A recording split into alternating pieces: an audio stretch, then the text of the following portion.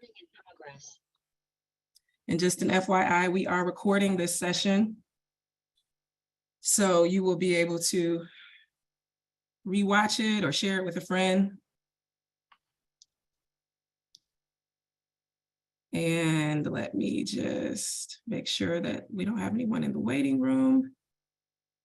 Shantae, are you in here multiple times? You're in the chat. I'm like, who's in all these different places? Yeah, I think it's because of the way that I shared the link. It registered under my name. So okay. Yeah, that's why it's showing up like that.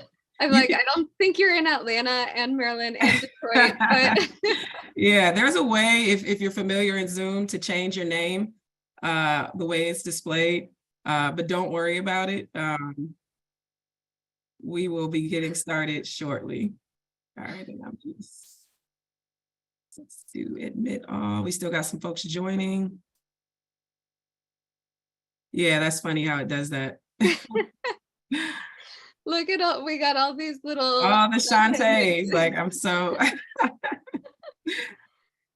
Welcome everybody, welcome. I'm so glad that you guys are here with us today. We are here to talk about emotional harmony through astrology and mindfulness. And we're going to get started in just a moment. But as we get ready, feel free to put in the chat something that you're grateful for.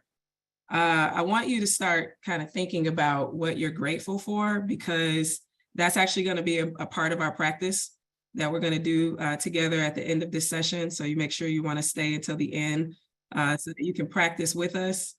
And feel free to drop that in the chat. I always like reading it as well, like really seeing what people are grateful for. I am grateful for new relationships. We can probably, use this as a segue into introductions, but I am grateful for new relationships and new friendships like the one that I have created with the amazing Chelsea Jewel. And I am grateful to be here to share with you guys things that I've learned on my journey.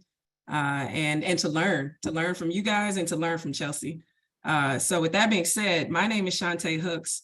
I am the founder of Mindful Culture Creators and also this community, the Mindful Mirror, which is really a safe space for everyday people to really understand some things about life, like astrology, like mindfulness, like self-care. And I am really excited to be sharing this session with you guys on emotional harmony in collaboration with the amazing Chelsea Jewel. And we're going to talk a little bit about the inspiration behind this session, but I want to first share that my intention for this session is really to educate you, to offer you an opportunity to learn something perhaps that you didn't know before, but most importantly for you to learn something about yourself. So that's my intention. And with that being said, I'm going to hand it over to Chelsea to introduce herself and share her intention for the session. Thanks. That was beautiful, Shantae. Hi, everyone. Hello to all of the other Shantaes on the call. Welcome. We're excited to have you guys. I'm Chelsea Jewel. I am an intuitive astrologer, a spiritual coach, cosmic storyteller, intuitive reader, all of those things. And, my intention for today, I think, is really to educate, especially on the astrology piece of how we can end up knowing more about ourselves and how we best move through and process emotions based on our unique charts. And I would say, to add to that, my intention is to really give permission. We're talking about feeling our feelings today, and I really would love to give permission to feel your feelings, because so often we think it is not welcome or not appropriate or too much to feel, especially those heavier emotions. And we're moving through a lot of heavy energies these days in the cosmos on Earth. And if you're not really feeling your feelings and processing them, they tend to get stuck and kind of wreak havoc in our lives. So I just want to give you all permission with what we talk about to, not have to be like good vibes only all the time, but really get into feeling your feelings. I love that.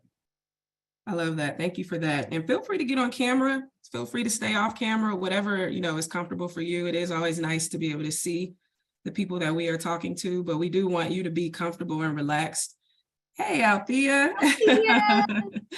We do want you to get comfortable and relaxed in this space. I did include a note in the chat on how you can change your name. Apologies for the name. The way I sent the invitation out, it looks like I sent out my personal link. So that's why the room is full of Shantaes.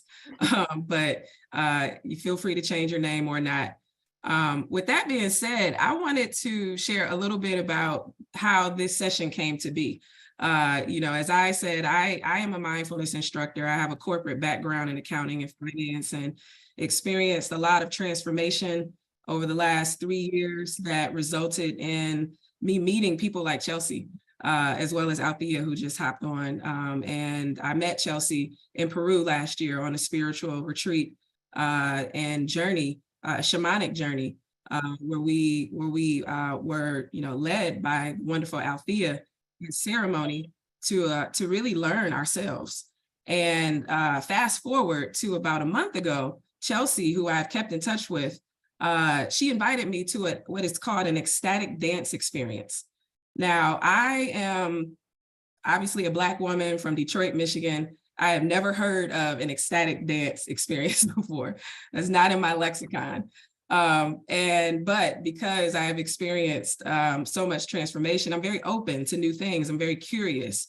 And I allow my intuition to guide me. And it has not steered me wrong so far. So I went to this ecstatic dance experience, and to describe it really quickly, it was actually at a church. And if you imagine, a huge, the praise and worship portion chapel of the church, it was all cleared out, no chairs or no seating, just an empty space.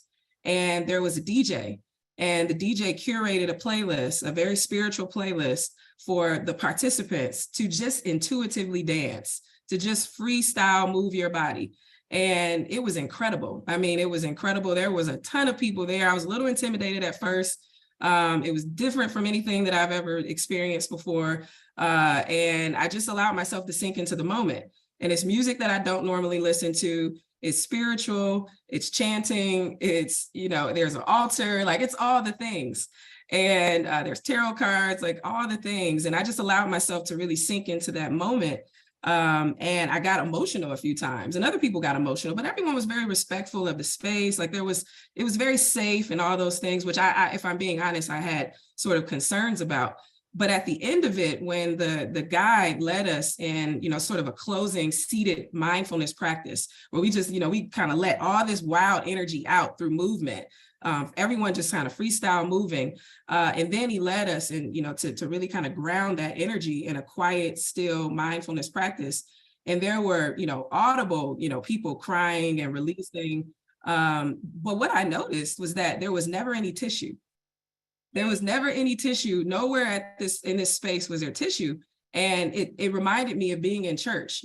I was raised a Christian, and when you go to church, there's tissue everywhere, right? Like literally tissue everywhere. And it just made me think that sometimes the tissue kind of prevents us from releasing, right? The tissue, we're literally trying to wipe away a tear, right? And I remember I didn't have tissue. So the tears that were flowing, I couldn't wipe them away. Like I had nothing physical to wipe these tears away. And it felt so good to just feel safe in releasing. And so I had this conversation. Chelsea and I have these deep, spiritual conversations. And I shared this with her, and she said, that's really poignant, because emotional suppression is probably one of the things that probably one of the most detrimental things in our society. And I'll kind of pause to let Chelsea take it from there, but I'm like, wow, that's a big statement. Like that's a huge statement. And it dovetailed into us talking about astrology and how that plays into understanding your emotions so that you can feel your emotion. But that literally is the inspiration for this session, is to allow you space to feel in ways that maybe you don't, right? And this session is dedicated to the people like me that say things like, I'm sorry for crying. Right? You feel emotion, and I'm talking happy emotion. It could be sad or happy, but you feel emotion. And the very first thing you say is, oh my God, I don't want to cry. Or, oh my God, I'm so sorry for crying. Or, and so this is really dedicated to you if you can experience that or resonate with that, because that is our way of suppressing emotion. And while it has this place, right? Like we obviously don't want to just be walking around crying all the time. That's something different. When we are safe to share emotion, we should feel safe to share emotion. And that's what we're going to talk about today, is really some tools to get you comfortable with sharing emotion. And I'll kind of pass it over to Chelsea to share her perspectives. Yeah, that was beautiful. You're such a good storyteller, Shantae. Thank you. Thank you.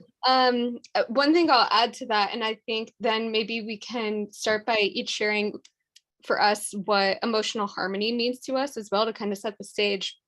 But like Shantae said, emotional suppression feels like almost like its own kind of epidemic to me, in general in our society. But especially right now. And I actually just did an Instagram post today on my page about some stuff astrologically going on right now. And for those of you who follow astrology loosely or at all, we had on Friday a really big eclipse, a full moon lunar eclipse in the sign of Scorpio. Eclipses and full moons and Scorpio are all very deeply emotional energies. And so a lot of people, throughout all this year, even the past year and a half, and especially like the past week and this weekend with that eclipse, there's been a lot of emotions coming up to the surface, a lot of triggering situations. And what I really respect in people is people who like let themselves feel the intensity of their feelings, because they're actually moving the energy through them instead of letting it kind of get stuck in their bodies. Because that's really what happens when we don't give ourselves permission to feel how we're feeling. We end up creating stuck energy in our bodies, and it can create illness, disease, injuries, things like that. So for this past week and weekend, one of the things that I mentioned, my intention to really give permission to feel your feelings, that can mean a variety of things. And like Shantae said, in ways and spaces and with people that you feel safe with. But it's not just about, the depth that you can feel your pain basically is the depth to which you can experience your joy. And so if we're not allowing ourselves to really feel our pain, whether it comes through shame, anger, grief, whatever it is, sadness, we're cutting off parts of ourselves, and it's actually limiting the upper limit of what we can feel on that like more positive range as well. I just have to pause you on that because that was a big statement that you said right there. I see Najib nodding his head. I think I see Althea doing something back there. But that's a big statement. The depth at which you can feel your pain is the depth that you experience joy, right? So understand that every single time that you are suppressing your pain, every time, right? This even goes into neuroscience. You're changing the neurology in your brain. You're changing the chemistry in your body to respond to joy the same way, which in many cases is to suppress it.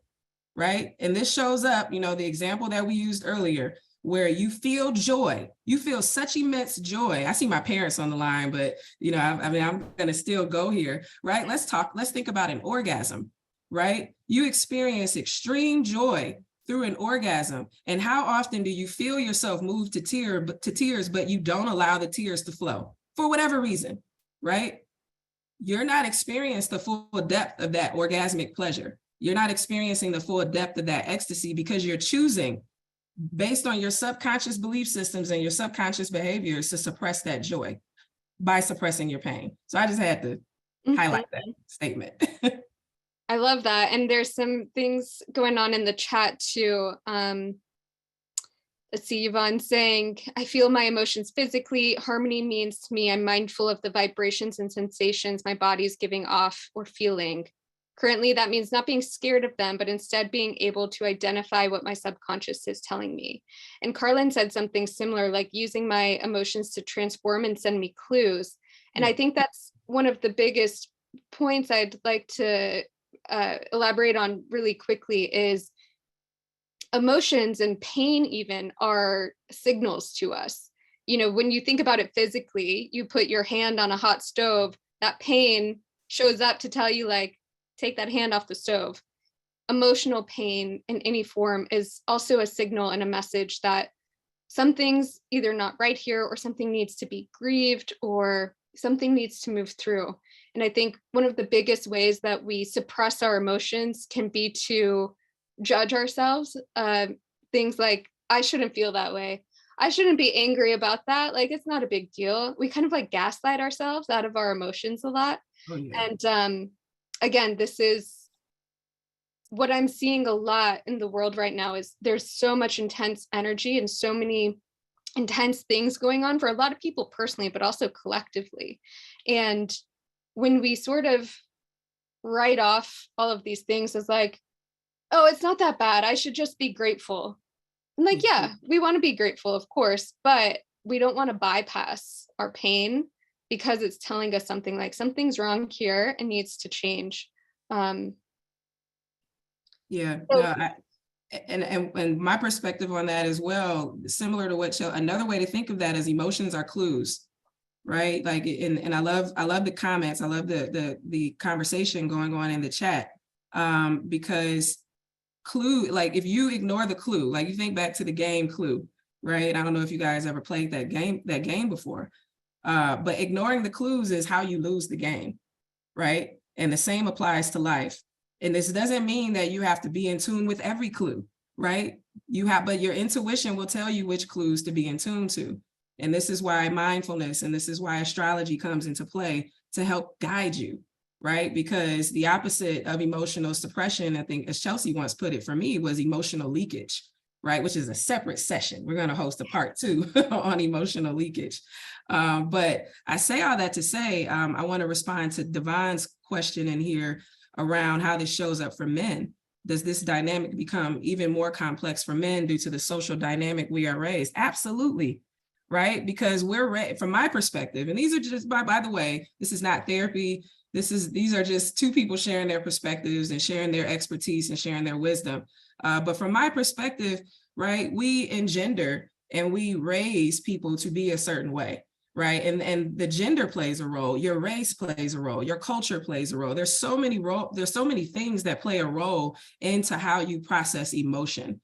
Right. The question isn't whether or not you should process emotion in a healthy way. You should, like, regardless of your gender, regardless of your race, regardless of anything, you should find the harmony to teach you how to process your emotion. Right. Chelsea and I are not therapists. And so we can't tell you what that looks like specifically for you, aside from our guidance. And we're going to get into the astrology of this. But do understand, even as a man, right? If you don't have an outlet, the energy is being built up. And this is why so many men struggle with addiction or aggression, or because that energy is getting stuck. You need an outlet. Now, the outlet for a man versus a woman versus culture A versus culture B may be different. And we're going to provide you with a lot of different tools that you can use to have an emotional outlet so that you're not suppressing and getting that negative buildup, getting that excess electricity built up in your body. So Chelsea, I didn't ground us into, so I want to take a moment to pause and really just based on we've shared a lot of information so far. And I really just want everyone to just take a moment to ground yourself in this present moment. And what I mean by that is we're just going to take maybe, 2 minutes. Just get into a comfortable and relaxed position. Then your mind may be swirling right now. Your thoughts may be literally everywhere, which means that this is a really good moment to take all of that energy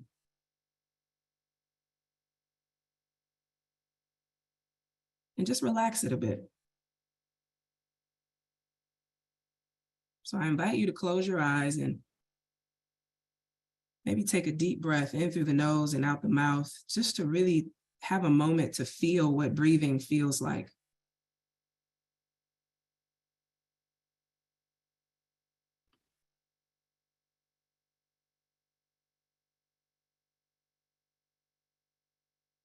Noticing each breath, even noticing all the sounds. Noticing distraction and bringing the mind back to the breath.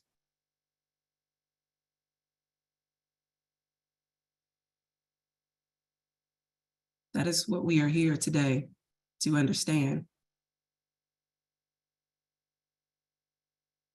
How to understand where we are in our emotion.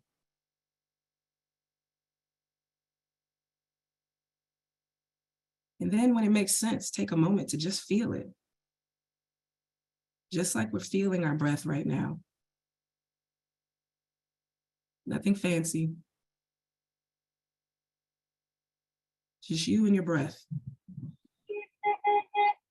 You and your feeling.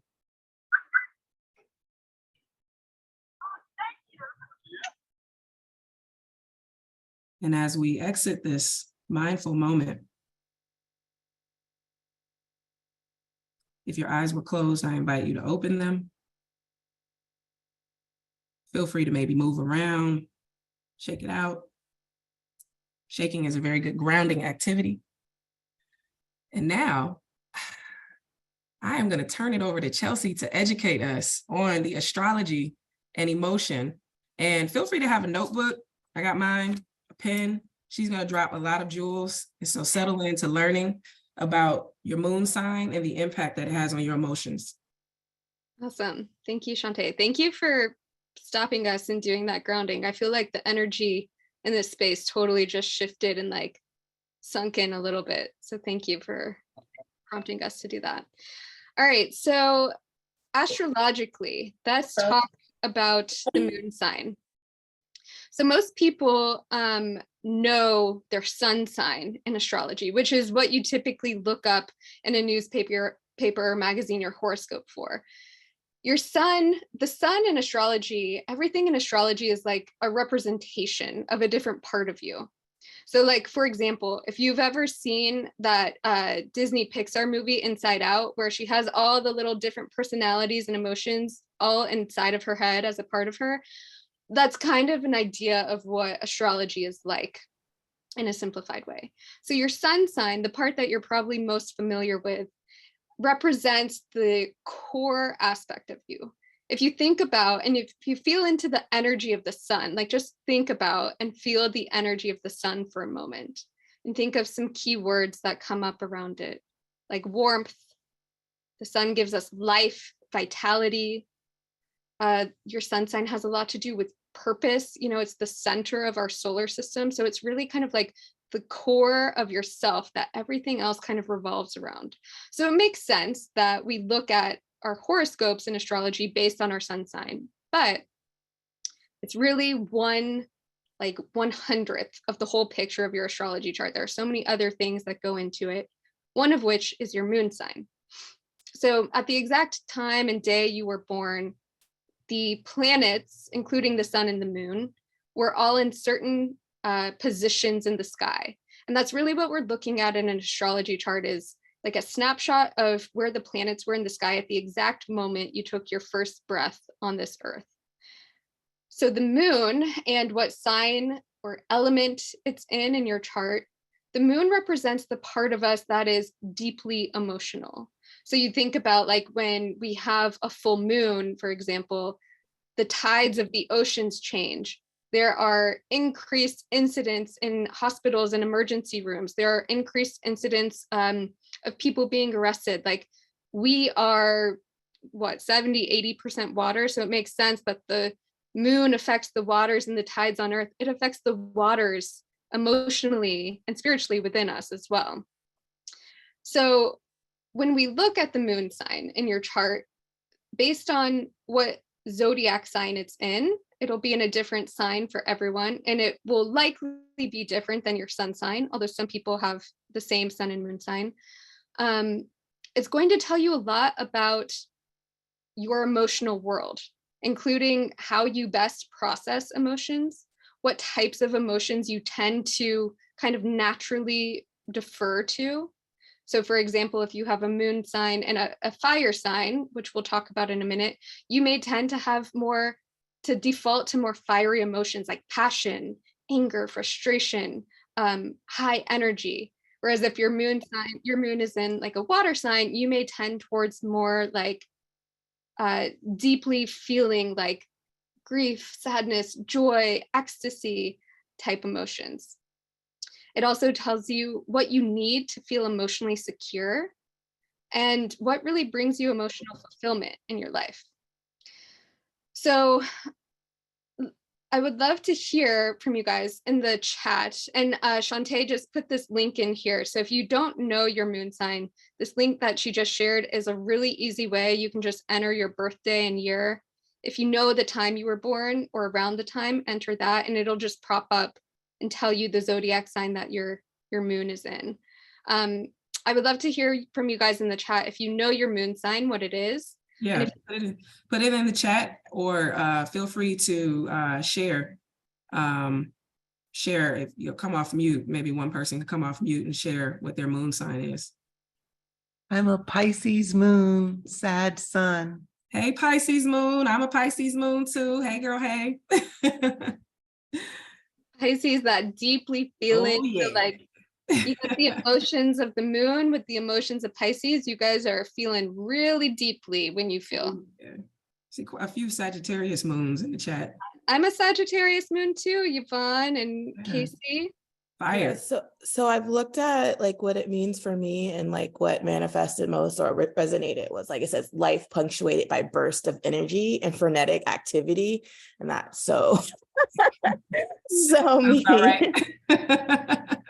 So what I might recommend, we're going to talk a bit more broadly today about the moon signs and the 4 different elements. So fire, air, earth, and water, and different practices for feeling your feelings in those ways, different practices to help you do that.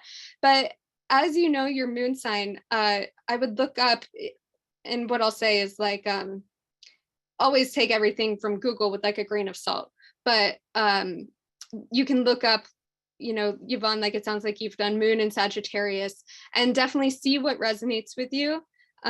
This is where you start to get into astrology, like these big aha moments of like, oh, I'm not just a Leo sun, but like I'm also a Sagittarius moon, and that makes me like super, for me, I'm a Sag moon, and I'm super optimistic, super idealistic, sometimes to a fault. I feel emotionally secure when I'm like exploring something, and when I approach something with curiosity. That's a very Sagittarius quality. So there's a lot of really great information you can find for free online.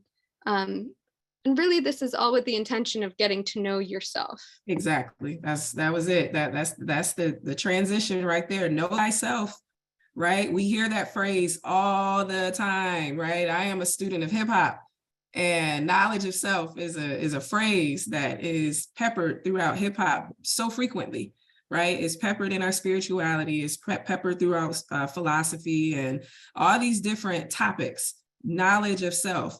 But rarely do people really explain what that means, right? Like, how do you attain knowledge of self? And it is lived experience, right? It is knowing, right? Being able to go through life and interpret it in such a way that you get information about yourself. But there are tools, right, to help you get even more in-depth analysis of who you are. And astrology is such an amazing tool. And I'll share, one of the ways that Chelsea and I connected is because she actually, as an intuitive astrologer, has an offering. And her offering at the beginning of the year, and I'm not sure if you still do it, but you get a report. Not just your natal chart, right? And I'm sure some of you know what a natal chart is. And if you don't, your natal chart is, the position in the sky at the time that you were born. So for that, you do need your exact time of birth. And there's a ton of online tools. You can hire astrologers like Chelsea. You can, get that natal chart information. But think about this, getting your natal chart and then bumping it up against the position of the planets today, right? That gives you more in-depth information on what to expect out of your life, right? It is a roadmap. These are tools that offer you guidance into who you are. And a quick sort of story on how I use this. I am a Scorpio sun, right? And so what that means, just based on what Chelsea said, right, that the sun sign is all about like kind of your core, like who you are at your core. And one of the, the stereotypes about Scorpios is that we hate vulnerability, right? Like I just kind of grew up thinking that I was supposed to hate vulnerability. And so I would say that I hate vulnerability. I hate being vulnerable. I hate showing my emotion. And so I would suppress it until I found mindfulness, right? And that's a big part of my story. And I'm also a keynote speaker. And so I tell my story of how mindfulness is such a huge part of my transformation. But with mindfulness came curiosity about knowledge of self. And it empowered me to tap into tools like Chelsea and actually invest, my money to understand, how am I going to, what is my guide for the year, right? How can I understand myself in such a way that I don't get stuck as often, right? Because that's really what my goal for my life is. It is to reduce the moments, the frequency and the duration of moments that I experience suffering. And one way that you can sort of manage that is by tuning into your emotion, right? And so going through life saying, I don't like to be vulnerable. I don't like to be vulnerable. And then I learned that my moon sign is actually Pisces. I'm all about vulnerability. Like, come to find out, it's actually the language that I speak, right? I'm all about vulnerability. I'm an Aquarius rising, right? I'm all about breaking the rules. I'm all about, being outside of the box. And so knowing these things helped me tap into them, which helped me, say, I don't think I want to be an accountant anymore. I think I'm supposed to be speaking. I think I'm supposed to be teaching. I think I'm supposed to be helping people. This is my passion. This is my gift, right? The emotions finally, disbanding this notion, this false belief that I'm not vulnerable and that vulnerability is a bad thing. Knowing that I'm a Pisces empowered me to tap into that at greater heights. So that's a little story on how I've applied this in my life. Yeah, I'll share one little story of mine as well, and kind of connecting these pieces of how knowing yourself and kind of being able to find or create emotional harmony relate. So like I said, my moon sign is Sagittarius, and Sagittarius is known for being, like I said, optimistic, idealistic, can sometimes be very blunt and impulsive as well.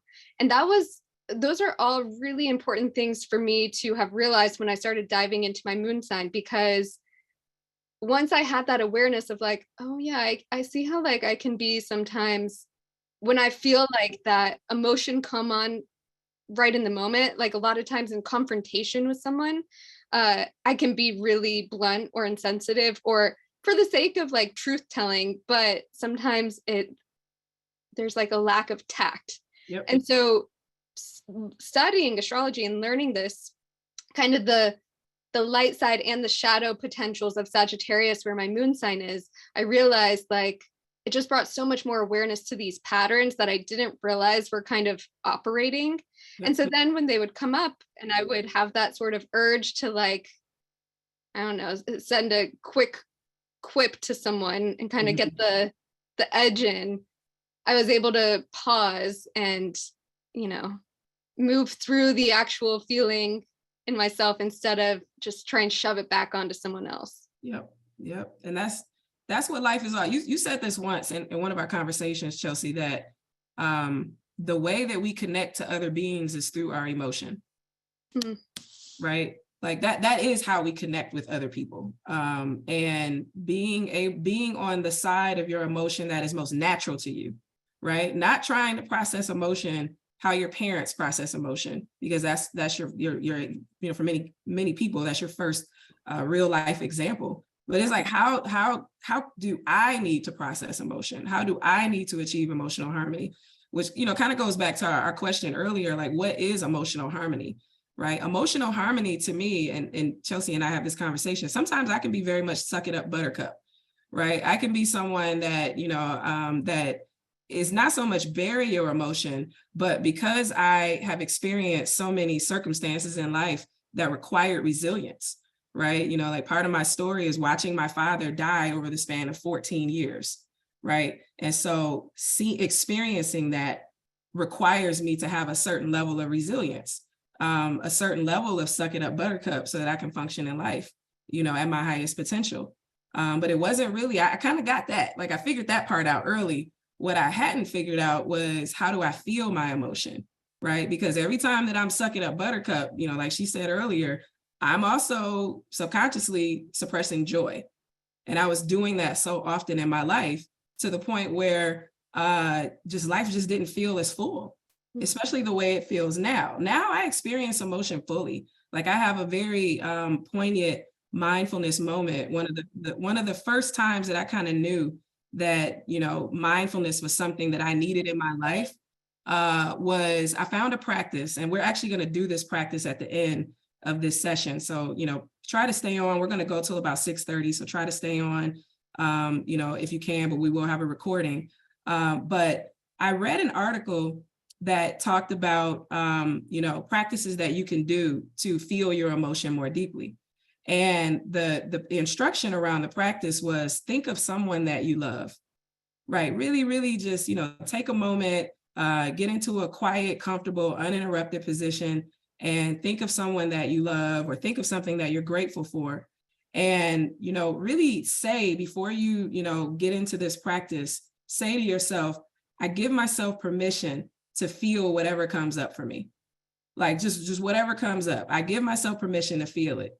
And at that time, I was really on a healing journey with my father, you know, and his death. And I was starting to process emotion that I had buried. Like I had just literally buried all these years of seeing him suffer. I buried it because how else was I going to get through life, right? And so at this moment, he was the first person that popped up in my head. And so I said, okay, I'm gonna settle in. I'll do the thing. And at first, my mind is just thinking of all these images of him. And it was almost like I was searching for the right image, like being the perfectionist. I want the perfect image. I want this image. And so finally, I settled my thoughts and I, you know, landed on the image. And oh my God, I cried like I was back at his funeral. Like I wept. Like I wept like I hadn't wept, you know, in the, you know, however many years he had been deceased since the time of his funeral. I had not wept like that. And I was safe. I was home. I was in my room. I never forget. I was by myself. I just kept hearing myself say over and over, I give myself permission to feel this.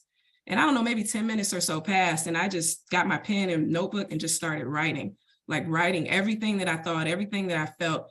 And when I tell you that was one of the most healing experiences of my life, but suppressing emotion was the thing that prevented me from feeling that healing and that joy.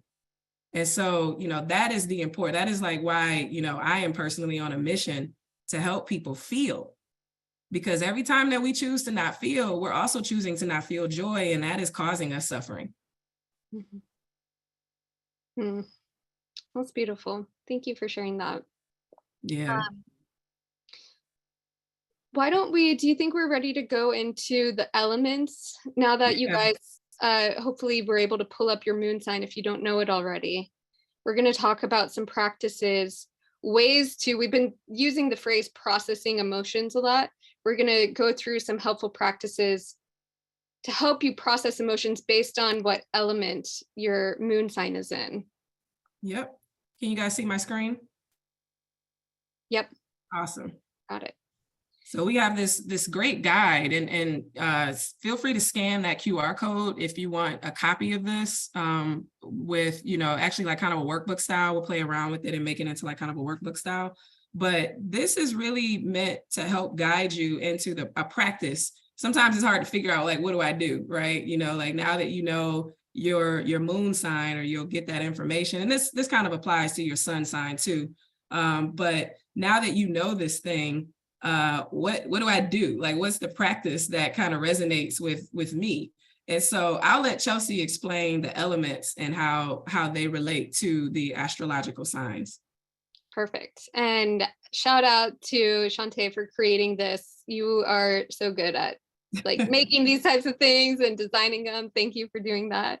So let's start in the top left corner with the orange air signs.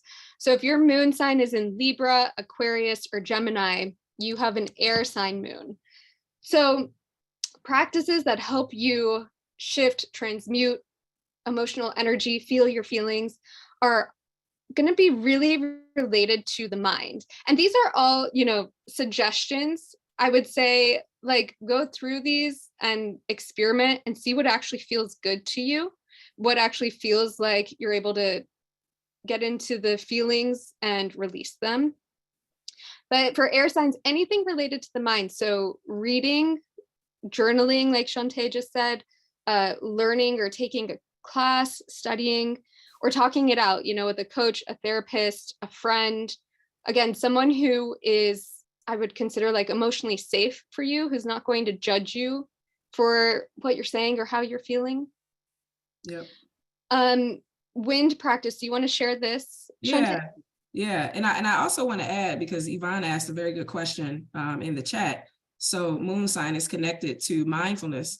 And the way I kind of connect it is that the moon is connected to how you process emotion. How you process emotion can disrupt your ability to be mindful, right? So mindfulness is being in the present moment without judgment, on purpose, right? So I am here, I am present on purpose without judgment. This moment is not good and it's not bad. The emotion is what puts the judgment on it, right? The emotion is what makes the moment now it's either good or bad. And the way that you process emotion can help bring you back. These practices are meant to bring you back to the ability to be in the present moment, right? Without judgment.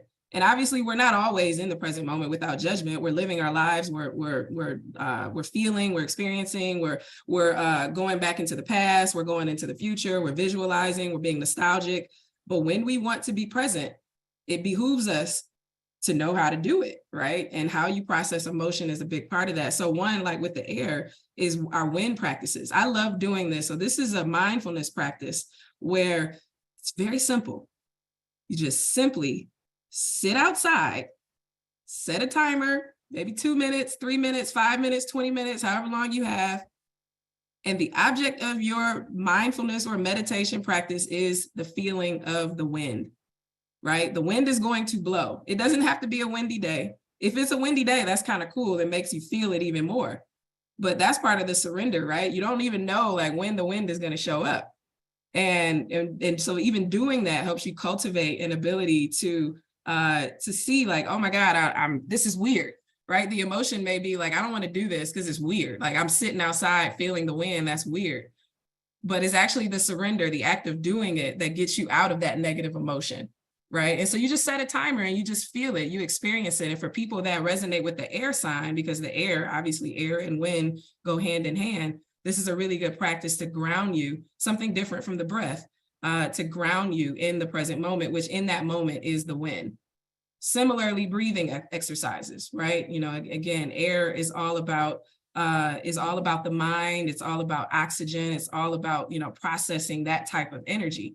So breathing exercises, focusing on the breath. There's tons of breathing techniques and exercises on YouTube. And I see Najib on here. He's also a mindfulness instructor. There's many, Althea teaches mindfulness. Tap into the instructors. Tap into the people that can guide you, because if you're not used to doing these things, your emotion, the negative emotion, it may come up and allow you to suppress the ability to practice. And so the last one that I'll mention, mantras. Actually, Chelsea, I'll let you talk to that one. Yeah, so mantras or chanting, anything again where you're kind of really speaking, what that helps you do is the one before this too, breathing and breath work. It's really interesting because when we move energy in this way through repetitive motions, like through breath work or through repeating the same mantra over and over again, what it does is it helps ease like the kind of monkey mind part of us, so we can actually go into the emotional body and move energy. So a lot of people, it's very common when they do a practice like breath work or chanting mantras for 15 minutes 30 minutes, whatever, to feel you're just kind of like doing this practice, and then all of a sudden you feel old emotions maybe come up, and you may not even know what they're about. You may feel old grief or things like that come up to the surface. You may feel really emotional. That's part of what these practices do, is unlock certain pieces of you so that you can move that energy. Exactly. And I just want to pause to see if there are any questions. I know that there have been some questions in the chat, which I think we may have covered, but does anyone have a question? Feel free to use the hand raise feature or drop a question in the chat, or any reactions. We'd love to hear how you guys are. I'm seeing, it sounds like it's really resonating. But does anyone want to maybe take a moment to really share what is resonating for them, or any question that you may have?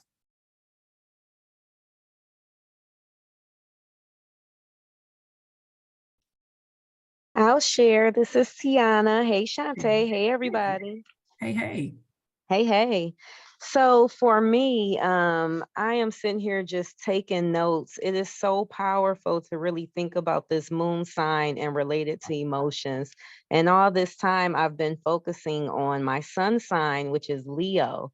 But wow, to know that my moon is Aquarius, it just helps you understand yourself better.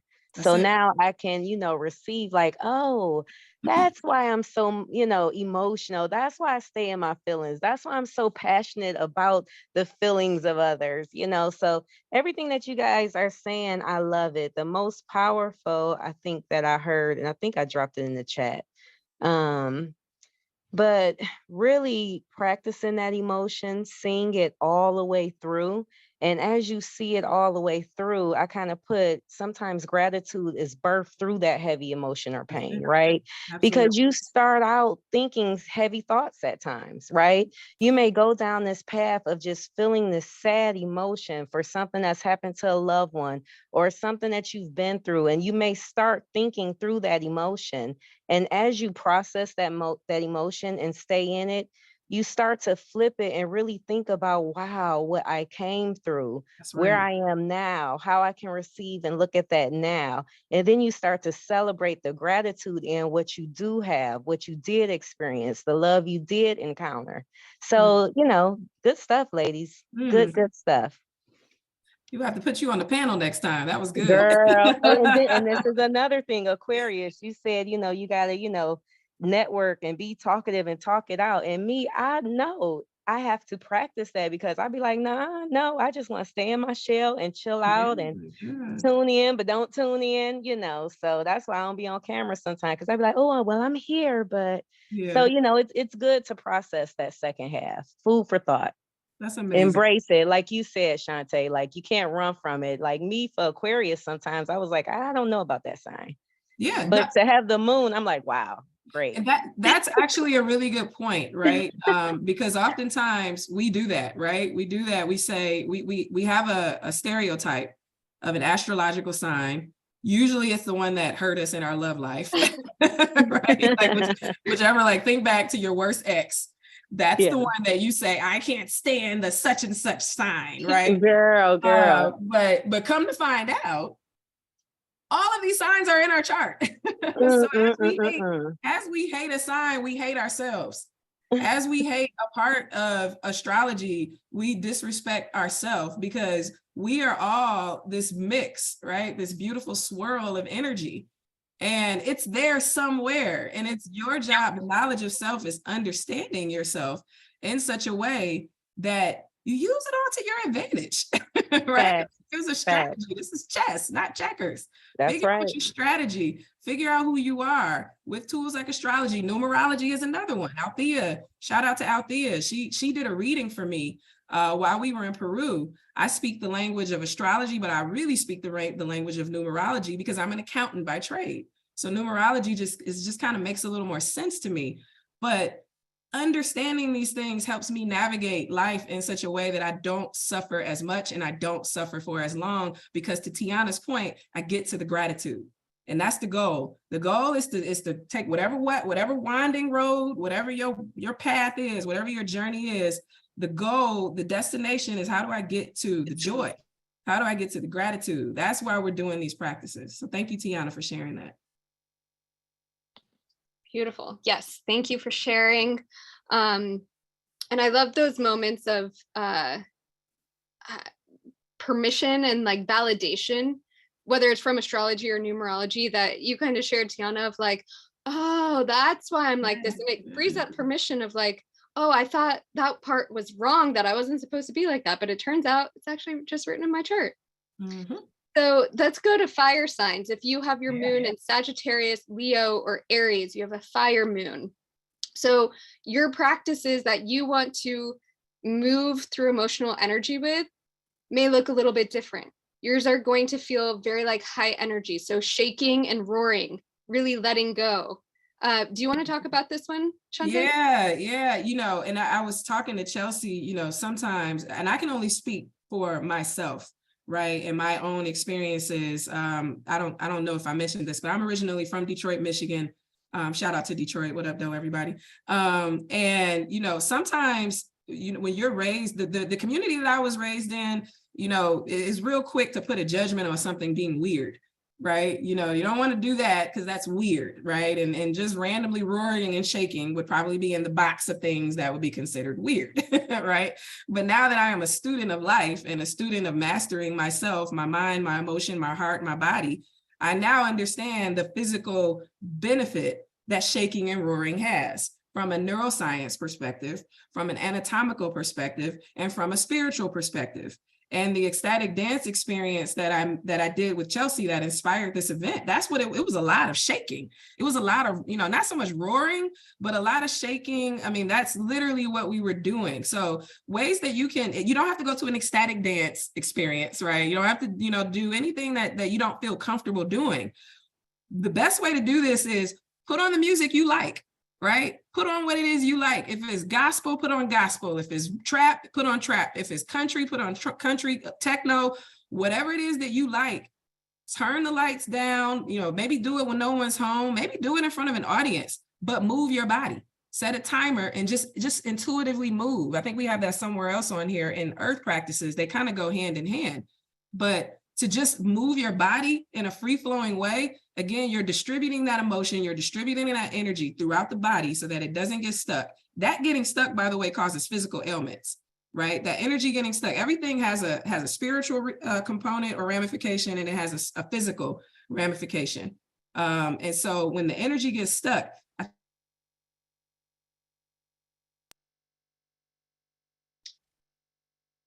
it's just why we want to do high intensity workouts, things that allow that energy to move, because if it gets stuck, it can cause us sickness. Can you hear me? It said my internet was stable. Okay. It causes illness, but also when you choose to not do these things simply because you feel like you might be embarrassed, understand that you're suppressing a part of yourself, right? You had a thought to do it, right? You wanted something and you wanted to do it, but then you talked yourself out of it because you were afraid of that you would be judged. That is literally suppressing a part of you. And so that's why we put it on the list, because this is a physical act of expression. And Chelsea, you talk about a high intensity workout, because I think you told me that that's something that really resonates with you. Yeah, and we have my initials on this fire side, CJ, because I'm a fire moon. So high intensity workouts, fire moon signs, like they want to move energy in high intensity ways. So I like to play soccer. I just played this morning, but it may be like a HIIT workout, a competitive sport, something like kickboxing. And what that does is it helps you like transmute and release a lot of that high intensity energy and emotion that you're carrying. So I remember a few years ago, I was going through an experience at work where I felt like I was being bullied by this guy, and I had a lot of anger, a lot of resentment, and it wasn't appropriate or necessarily safe for me to be able to express that at work. But I was going kickboxing like 2 or 3 times a week, and I was going to that punching bag and imagining that guy's face, and it was a safe way for me to get to like work out some of my emotions and feel them, as opposed to, again, just like being like, oh, I'm just being dramatic, I should just calm down, or he's probably right, or whatever. I let myself feel that anger. And then what that does is when you let yourself feel those feelings, it doesn't leak out in other unconscious ways. Like if I hadn't let myself do that, I probably would have snapped at him. That impulsive Sagittarius moon side again, I probably would have snapped at him and gotten in trouble or something. Right. Then you get fired, and now the money's messed up, and now you're stressed out about this, and then it spirals. Do you see how this happens? Right. This is real life, right? We lose our cool at work, right? That causes damage to our professional reputation or worse. Now we're struggling financially or struggling with things like imposter syndrome, or right? It's a snowball effect, all because we didn't have a proper outlet for our emotion, right? All because we decided we wanted to either, I guess raging out at work would be kind of like emotional leakage, right? We wanted to spill it all out in an uncontrollable way, or we just wanted to bottle it all up in, and now we're afraid to speak at work. Now we're afraid to show our true self, right? We don't want to be on the far end of the spectrum. We want to get to center. We want to get to balance. Harmony is knowing what, harmony is knowing your flow, right? It's knowing the right way to process emotion so that you get what you want. You get to choose what it is that you want. So it's not always expressing and it's not always leaking. It's figuring out what matters for you in that circumstance and being efficient at it so that you automatically know, I already know I'm not going to do that. I'm going to do that. I'm going to go to the room. I'm going to go to the HIIT style workout and I'm going to let this rage out that way so that I can keep my job. Exactly. Yep. Some additional practices: journal on what lights you up. You want to talk about this prompt? Yeah. There's a lot of, a lot of talk. I hear a lot of spiritual leaders and content creators and thought leaders talk about your inner flame, right? And so the way I kind of interpret that is, your inner flame is that guide that shows you what lights you up, like what makes you excited in life beyond the surface, right? Beyond if I ask you guys right now and maybe drop in the chat what lights you up. Right? Your first inclination might be to say travel, might be say my family, might be to say my kids or my spouse or friendship or serving. What lights you up though? Go a little deeper. What lights you up? For me, what lights me up is speaking. I love to talk. I love to tell stories. I love to be funny. I love to be kind of zany from time to time. And I suppressed so much of that for years. Then people start telling you're kind of funny. You're kind of this, you're kind of that. And I'm like, right? And now I can't turn it off. Y'all can't get me to shut up now, right? Spreading the good news about life lights me up. Helping people learn, teaching, thank you, Princess, teaching and sharing ideas that change people's perspectives lights me up. What lights you up? Journal on it. Maybe do that, right? Write that one down. That's for everybody, whether you a fire sign, whatever you are, you need to know what lights you up. Your emotions are the clues that guide you there. So if you're having a hard time identifying what lights you up, guess what helps you? It's your emotion, right? It's the emotion that you feel when you experience something or someone. Like, man, that feels good. Or boy, that does not feel good, right? Because as important as it is to know what lights you up, it's also important to know what does not light you up, right? So journal on these things and get that out onto paper. To kind of go through this, a couple other ones, candle gazing. I love candle gazing. I got some candles burning right now. I was telling Chelsea, I got back into candle shopping this weekend. I actually bought 3 new candles today. But this is one where you want to set a timer if you're not used to doing things like this. Very simple, guys. All you do is set the timer, set the candle down, and stare at the flame. Actually, my dad, my mom and dad are on the line. My dad actually taught me this practice because he, like me, is a lover of fire, right? When he comes down to visit me from Detroit, we love to light fires. We sit at my fire pit and we just sit there all night long. Like both of us just sit there looking at the fire. And he always says, I like watching the embers. I like watching the spark of the embers. I don't think he knew that was a mindfulness practice, very much documented in so many spiritual documents and philosophies. It's a beautiful way to tap into your fire energy. And then lastly, and this is good energy for right now with it being a full moon and eclipse, Chelsea kind of talked about this earlier, writing down what you want to let go, right? Again, feeling that negative emotion, if it doesn't feel good, a good outlet as opposed to suppressing it is actually just writing down, you know what, I'm going to let this go because it doesn't make me feel good. Then if you want to take it a step further, write it and burn it in a fire safe way, right? Plenty of things online to kind of give you more instruction on this, but it's not complicated. Write down what no longer serves you and choose to let it go, whatever that means for you. Mm-hmm. So a lot of these I want to add too, not only help us feel and then shift and move our energy, but some of them are maybe rituals or symbolic. And that's a lot of what astrology is. It's like a symbolic language. So this example of writing down what you're releasing and burning it, it may sound, you know, very like woo woo, or like, what does that do? But what it does is it helps us in a part of our subconscious mind realize and like integrate, like, this is burned away. This is being transformed in the fire. I'm letting this go for the highest good, to be transformed kind of like a phoenix from the ashes. That's it. That's it. Yep. All right, let's go. Can I pop in and just say something that I like felt? So it's weird because last week I had a huge change in energy. I know a lot because the eclipse was coming, but I started waking up in the mornings and sitting on my porch. And turns out my porch is where the sun comes up. So I probably, a lot of it may have been like that fire, you know, that energy, just consuming it and taking it in. And like, it changed like literally my life last week doing that change. And I also have a phoenix as a tattoo on my back. So Phoenix, yes. Is your moon sign a fire sign? Yeah, my moon sign's a Sagittarius. Oh, okay, yeah, you were a Sag. So cool. Who knew? Yeah. And speaking of the Phoenix, I went to Renaissance High School and I see a few of my classmates on the call, and our mascot is the Phoenix. So that Phoenix has come up 3 times today. So, you know, if it resonates with you, maybe Google the spiritual significance of a Phoenix, because whenever things happen in threes, again, you know, these are things about knowing thyself, knowing how the universe and the language of the universe works. When things happen in threes, pay attention to it.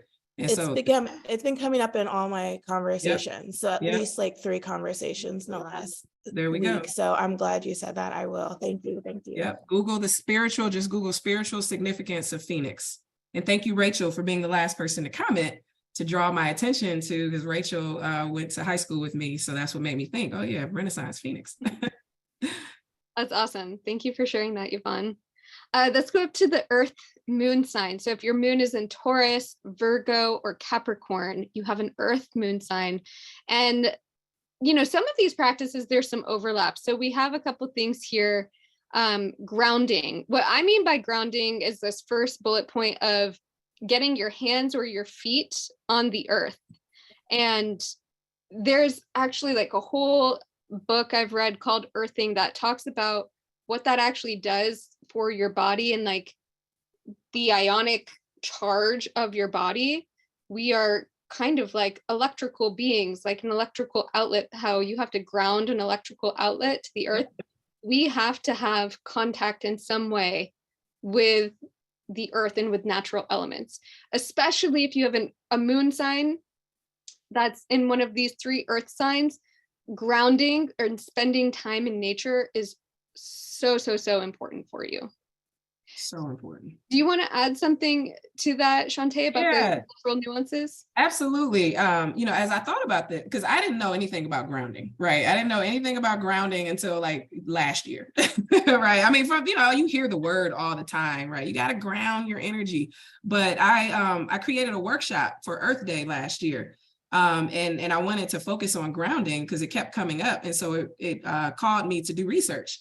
Right. And similar to Chelsea, I read a book and I watched a movie, and and this is science-based information that I was ingesting all about this topic of grounding. And as Chelsea said, just like we ground electrical wire, we have to ground our body. And what that means is feet to earth. When you wear shoes, it actually disrupts grounding. The synthetic material, a philosopher once said, one of the most detrimental things that we've actually created in society was the rubber sole, because it disrupts our connection to the earth, physical connection to the earth. And if you think about it, there was a time where people didn't wear shoes.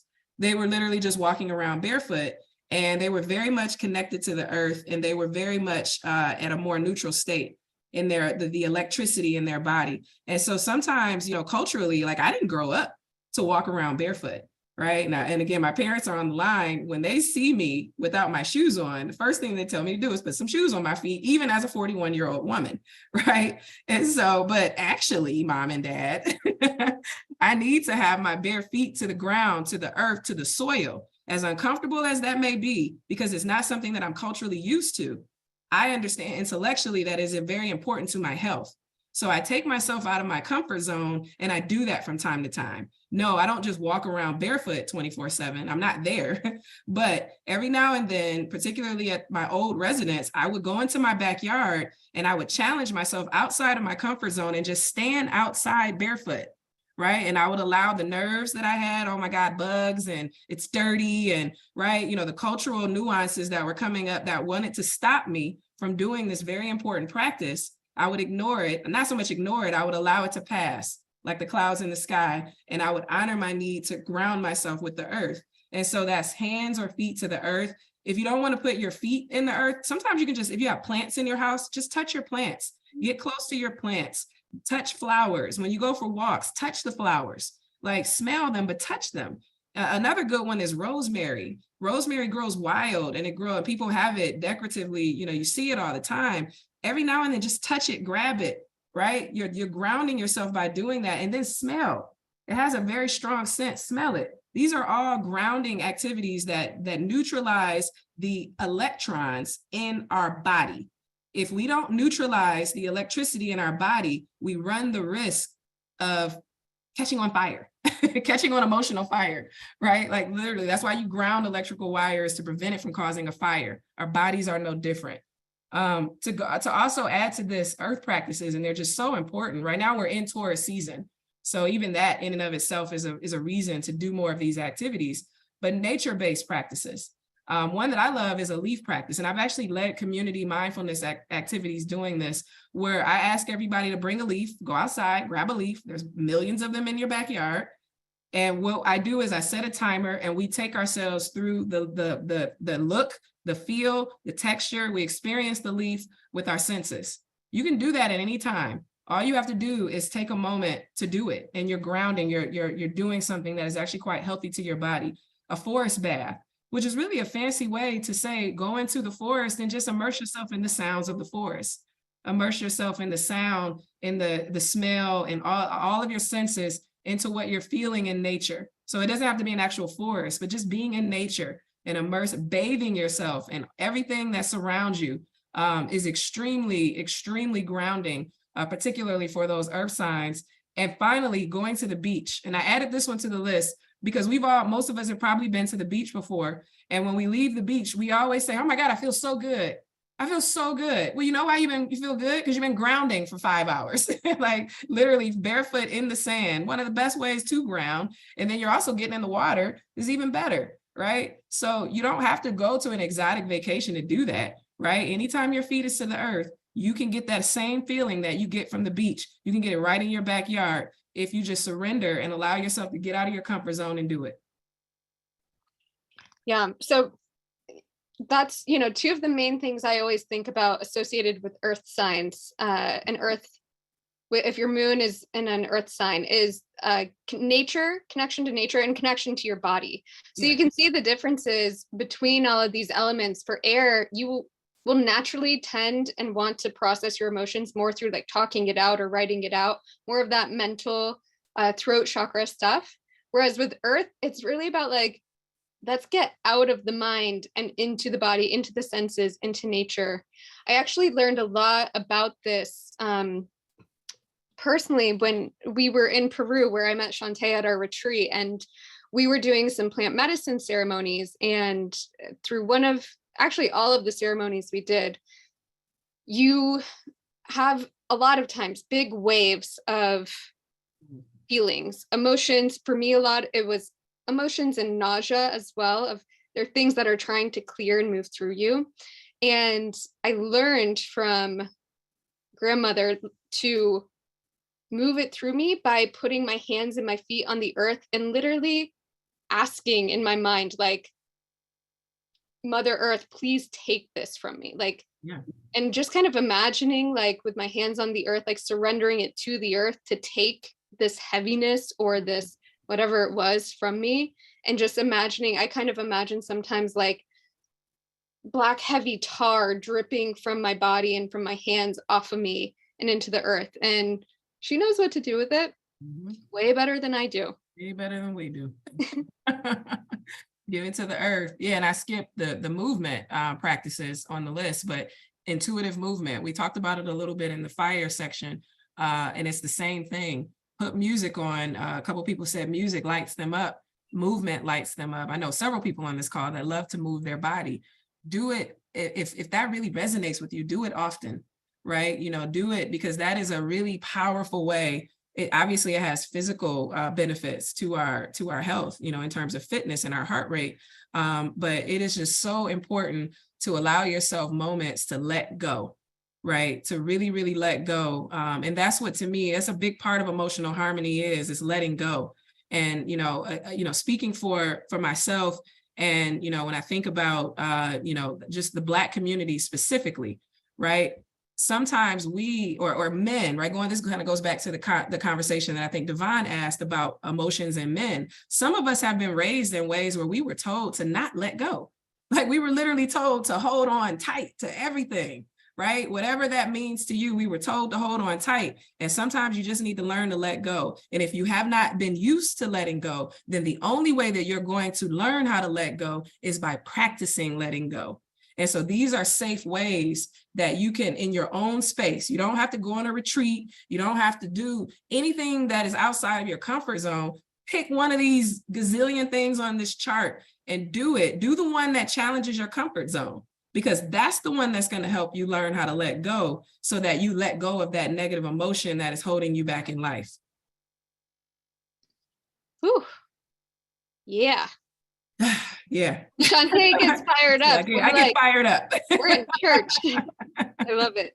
It is. All right, Sunday. let's go to our last one, the water sign. So if your Yes. moon is in Pisces, like Yeah. Shantae, Althea, Scorpio, Cancer. Yep. You're gonna want to do more of those water, intuitive, naturally feeling based. You're going to be a really deep feeler, highly sensitive, maybe empathic.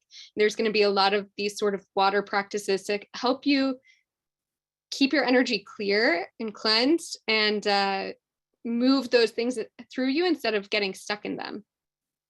Yeah. So some emotion-based practices, like Shantae mentioned earlier, and we're going to do this in just a bit, that practice of thinking of a loved one, human or animal, and giving yourself permission to really feel the rise and fall of whatever emotions come up for you. Rain practice. You described this one, Shantae. Yeah, I love this. And, really, it's my son. I have a 6-year-old son, Amir. And, if you have small children, they will certainly take you out of your comfort zone, because they don't care anything about your comfort zone. They only want to do what they want to do. And my son loves to play in the mud. And so that's not something I was raised to do. It was play in the mud. We did not go around playing in dirt as children, not really I shouldn't say that, because we would play in the dirt, but we didn't go playing in the mud, right? In the wet, slimy mud. And so one day last year, it rained and there were a ton of muddy puddles in the backyard. And I was outside kind of cleaning up from the storm, and my son came outside. He had no shoes on. He would always do is run outside in his bare feet. And he just starts stumping all in the muddy puddles, because he likes to watch Peppa Pig. If you know Peppa Pig, she loves her muddy puddles. And so at first, my first instinct was to stop him. No, Amir, you can't do that. And I stopped myself. I was like, why not? We're home. It's the middle of a pandemic. Why can't we go play in the mud in our backyard in the privacy of our own home? So what did I do? I joined him. I took my shoes off, I took my socks off, and I played in the mud. And this was around the time where I was learning about grounding. And I'm like, okay, well, we got mud, we got water, we got ground. It sounds like, so we got all the things, to really make an effective grounding experience. And most importantly, I get to experience a moment of discomfort coming out of my comfort zone with my son. And it's like a very, very touching memory. And so you can do that at any time, right? If it's raining and you feel so inclined, every now and then just go stand in the rain. You're not gonna melt away, right? So many of us are afraid to get wet. And as a Scorpio sun and a Pisces moon, I am no longer afraid to get wet. And so I'm one of those people that plays in the rain from time to time, and it helps me surrender in practice, which helps me surrender in life. And if you can only imagine how big that shows up for someone that is a new public speaker, right? To be able to surrender the negative or the frustrating emotions and feelings that come with going out of my comfort zone and speaking to hundreds of people on stages, I need to learn how to surrender. And so that's a practice that helps me surrender. And lastly, you know, with water, and as Chelsea said, as a water sign myself, we feel deeply, right? And so if you resonate with the water, something that an analogy that I want to give you is that the water runs deep, right? And so, and it can be a little difficult to be in this world as someone that is a water sign, because so often we find ourselves among people that don't really want to go deep. They prefer to play in the shallow. And as a water sign, that's not your nature. Your nature is to go deep. And so give yourself permission to go deep. Understand that sometimes your energy is going to get stuck, because again, you might be surrounded by people that don't really give you the psychological safety to go as deep as you want. And so with water signs, the energy kind of gets stuck in the pelvis, right? So this is especially important for women, right? And if you have reproductive issues, or if you have issues with fibroids, if you talk to any spiritualist or any doctor, any herbalist, they talk about the need to move the pelvis. Our body stores a lot of water in our pelvis. And so we want to do hip movements. We want to move our waist in circles. There's plenty of research that shows how that actually impacts the healing of our pelvic region, including fibroids. And then lastly, music, creating, and art. If you are a water sign, if you resonate with the water sign, sun or moon, and you don't have an outlet to express your emotion through creation, you're doing yourself a disservice. Find a way to express yourself through creativity, like music, like art, drawing, you know, maybe you like to code. Find your creative outlet. It's really, really important if you're a water sign to have that. Otherwise, you run a greater risk of having emotional disharmony, which affects our mental health, right? You know, and you know, to kind of actually ground us back into one of the reasons we did this session was around Mental Health Awareness Month. This is May, Mental Health Awareness Month, and to, you know, kind of close this out, there's a lot going on in the world, right? There's a lot going on with mass shootings. There's a lot going on with fear, right? And it's taking a toll on our mental health. And so these are practices by creating emotional harmony, you are now allowing yourself, safe ways to manage your mental health for free, right? And this supports everything else. It supports the therapy. It supports the, you know, if you go to a spiritual healer, it supports if you go to church or whatever your spiritual faith is. These are things that support all of that. It's not a replacement. Astrology and mindfulness are not a replacement, but they are tools that really support your life in such a way that you're creating harmony with your emotional health, which creates harmony with your mental health. Mm-hmm. So, you know, as we kind of, really kind of come into the home stretch, we have about 10 minutes left. And I want to make sure that we spend about 5 minutes, really taking a moment. I'm going to stop sharing my screen for a second. If you're still here with us, and we appreciate everyone that hung on, let's just take a moment, call your attention to something or someone that you're grateful for. It could be literally anything or anyone, just something or just pick one thing, settle your mind on one thing. And for the next 5 minutes, I will lead us in a guided practice that is really designed to help us feel the emotion associated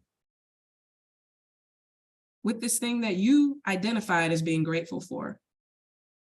There are no rules here. There are no expectations. The only rule really is that you give, and maybe say this to yourself, either in your head or out loud. I give myself permission to feel whatever comes up for me, because it is a completely normal human emotion.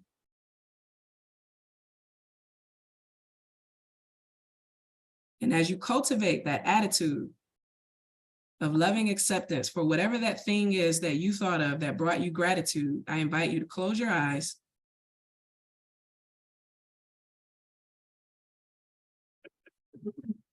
And let's just start by taking a deep breath in through the nose and out the mouth.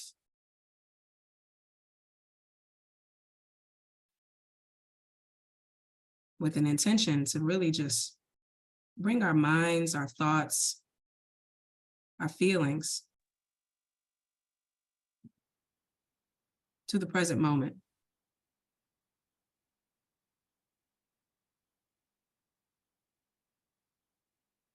And as you continue to simply take a moment to breathe and notice your breath. Again, maybe even putting your hand on your abdomen. Ground yourself via physical touch in this present moment and all the things that are happening right now in your body as you just simply do the thing that gives us life. Perhaps that's the thing that you're grateful for.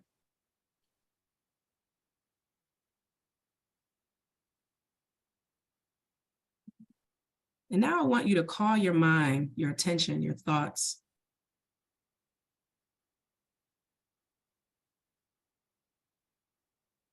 to that thing that you identified as being grateful for. Perhaps it's a person.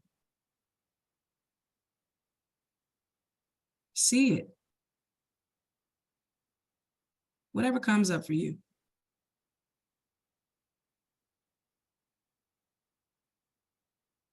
What does it look like?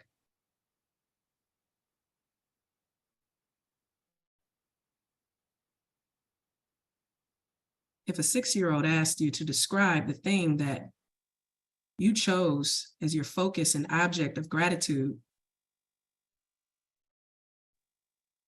what would you say?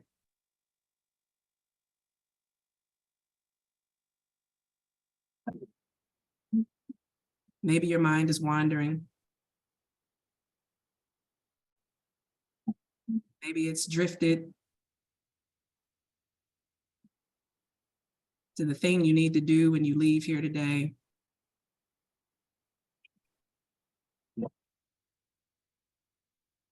Simply continue to call your mind, call your attention, call your feelings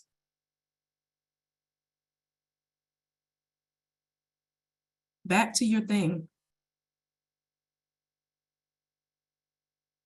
And notice how you feel.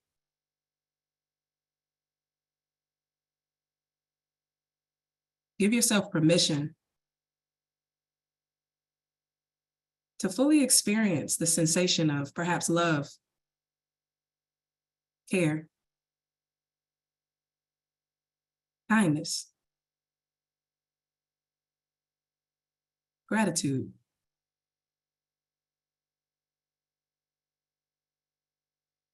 See it.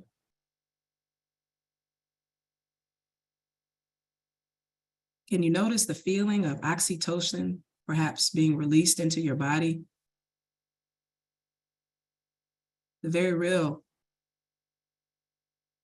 chemical reaction that has so many benefits to our health.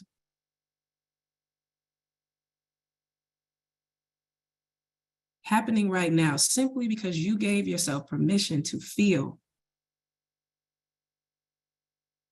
the sensation of love, gratitude, and care associated with your thing. Maybe you're feeling emotional right now. Maybe the emotion is spilling out of your eyes. Maybe it's causing buzzing and tingling in your body. Notice it. You're safe.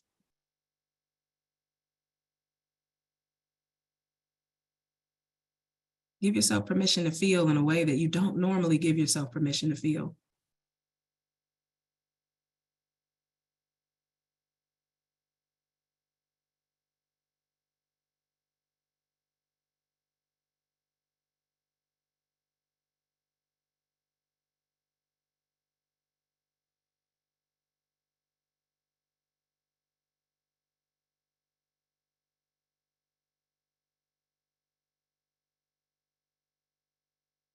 Maybe your mind has wandered, and that's okay, because that's what the mind does. Mindfulness is bringing the attention, the thoughts, the feelings back to the thing that we want it to be on.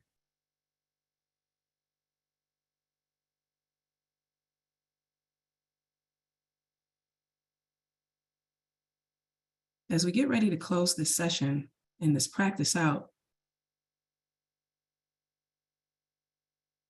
take a moment to think of the words that would describe how you feel right now.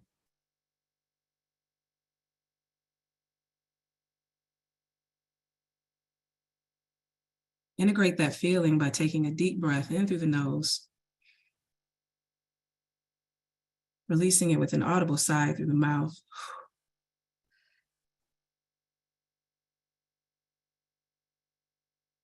Noticing any feelings of peace, gratitude, maybe feelings that don't feel so well.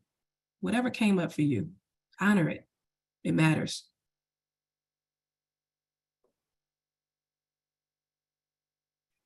If your eyes were closed, I invite you to open them.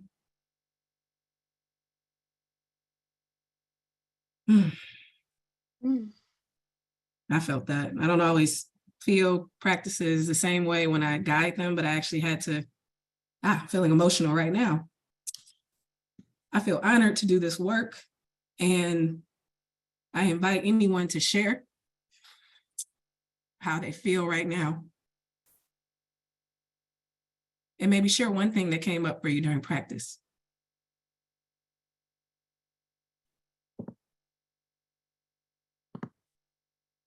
I'll go. So the entire practice, I had a 2-year-old running around me in and out of my lap. And somehow I still thought about having another child, even though I'm old as dirt. For some reason that popped up and I was like, oh, go away. And then I was actually very calm during the whole thing. So this idea of like through all her chaos, I can actually probably be a lot more mindful of how I'm feeling when she's doing what she does as a 2-year-old. So those are the things that came up for me.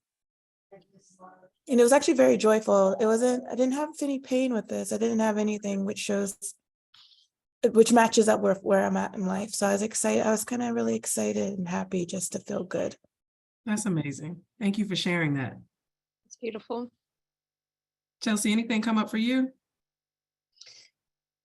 I think I was kind of feeling a lot of the energy of the group. I wasn't as much feeling my own. Well, it's kind of mixed actually. Maybe they're not always separate.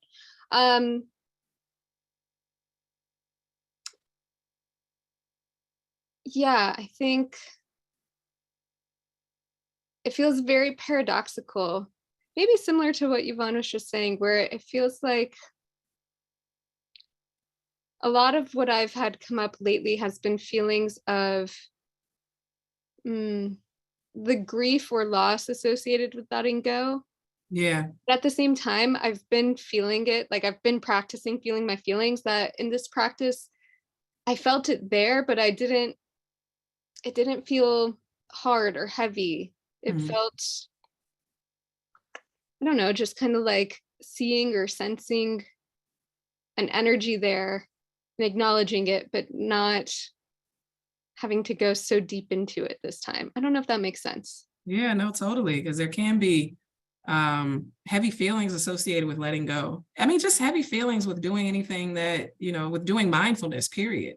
Sometimes heavy feelings come up, and the reason we practice is so that we have a safe space to experience those heavy feelings. So that totally resonates what you said. For me, I think what came up was probably feeling the energy of the room as well, like feeling the need. Somebody needed to release, right? Like somebody needed to hear these messages. Somebody needed, obviously in the chat, like several people have been impacted by these words, and I have been impacted. And so really just the gratitude of being able to share that's really where my mind goes when I think of gratitude these days. Is I'm just grateful to be operating in my passion. There's immense gratitude for that, for the courage that I've cultivated to be able to do that. And it brings me to emotion, like beautiful emotion. And I'm just glad that I'm at a place now where I'm not afraid to show it. Yeah. Yeah, that kind of overwhelming sense of gratitude that I feel like we have all felt before and we kind of saw you tap into is really beautiful to witness. Thank you. As we close this out, does anyone else want to share before we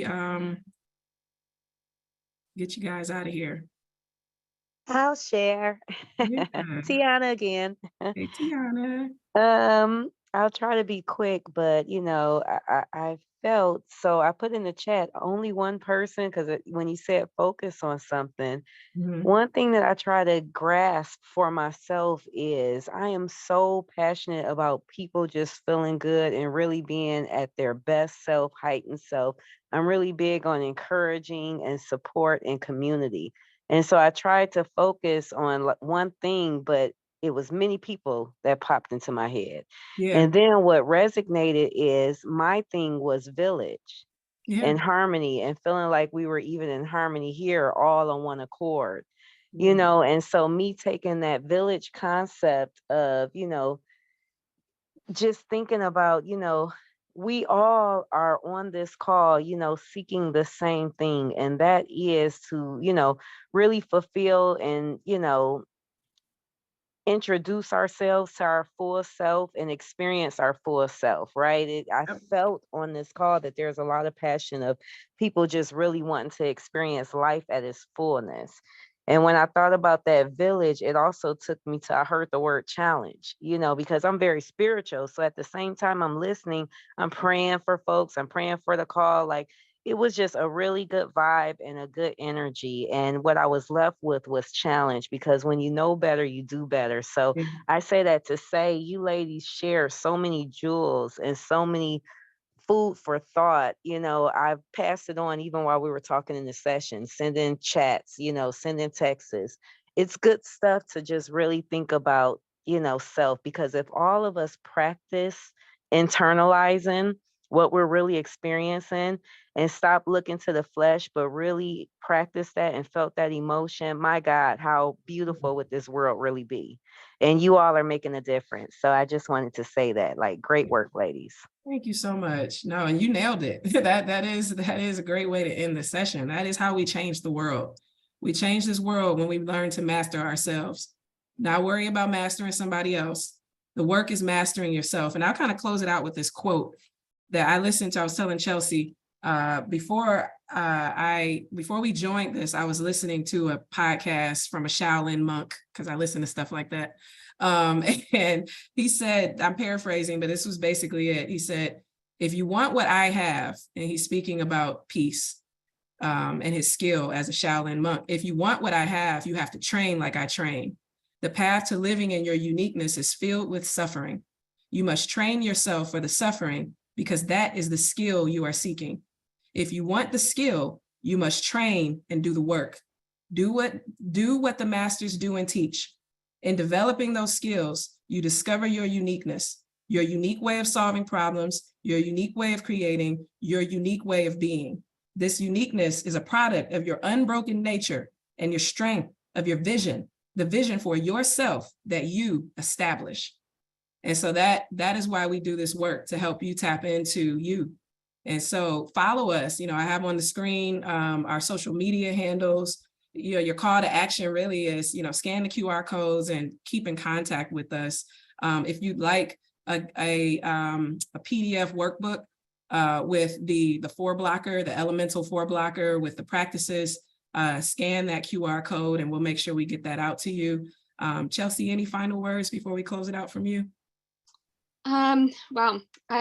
This has been such a beautiful event and workshop. And I think in large part because you all have been so open and willing to share, which is such a beautiful part of this experience. And the word that keeps coming up for me around all of this, whether it's around our emotions, our self-knowledge, and with each other, is the word connection. And I really think that's what this is really, if I had to sum up the last hour and a half with you all together, it's really coming down to connection with our emotional selves and knowing ourselves, and then feeling connected to all of you, like Tiana, you just mentioned. So thank you all for showing up, for participating, for interacting and sharing your experiences with us.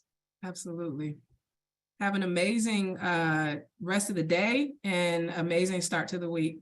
Be well, everyone. And Beautiful. Thank you guys. Bye. I gotta stop sharing and stop the recording.